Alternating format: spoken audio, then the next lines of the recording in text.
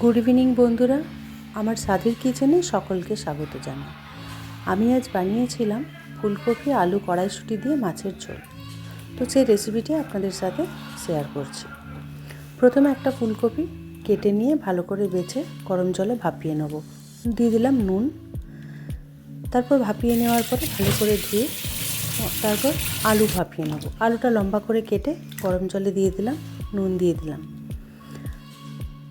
তারপর মাছের মধ্যে নুন আর হলুদ দিয়ে ভালো করে মাছটা মাখিয়ে লাল করে ভেজে নিতে হবে। তো দেখতে পাচ্ছেন বন্ধুরা, আমি লেজা মুড়ো দুটোই দিয়েছি।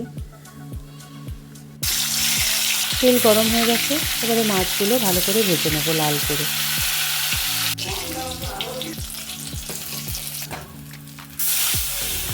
বাকি মাছটাও দিয়ে দিলাম, লেজা আর মাথাটা ভাজতে একটু টাইম লাগে। দিয়ে দিলাম ফুলকপি, ওপর থেকে হলুদ আর নুন দিয়ে দিলাম। নুনটা দিলাম যাতে ফুলকপির মধ্যে নুনটা ঢুকে যায়। ফুলকপিটা ভালো করে ভেজে নিলাম।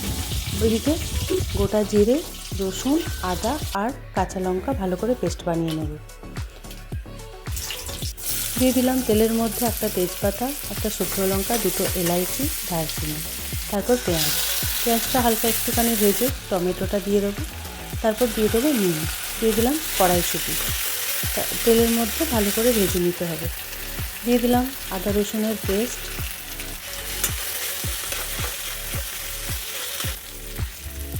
দিলাম 2 চামচ হলুদ, 2 চামচ ধনে গুঁড়ো, স্বাদ মতো নুন আর স্বাদ মতো চিনি, দিলাম কাশ্মীরি লঙ্কা।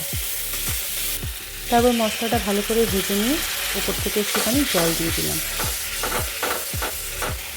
মশলাটা ভাজা হয়ে গেছে, তেল ছেড়ে দিয়েছে।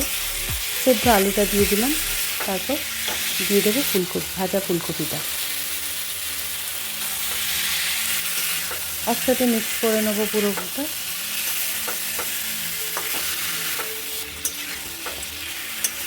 খুব সুন্দর একটা গন্ধ বেরিয়েছে।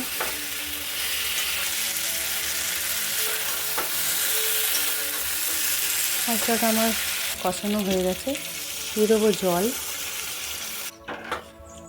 খুব বেশি জল দেবো না। তারপর দিয়ে দেবো মাছগুলো ওপর থেকে ভাজা। দিয়ে দিলাম ধনেপাতা কুচোনো।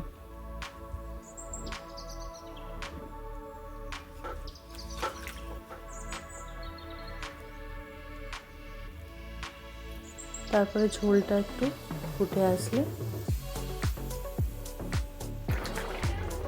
উপর থেকে একটু কাসুরি মেথি দিয়ে দিলাম। কাসুরি মেথি দিলে টেস্টটা একটু অন্যরকম হবে।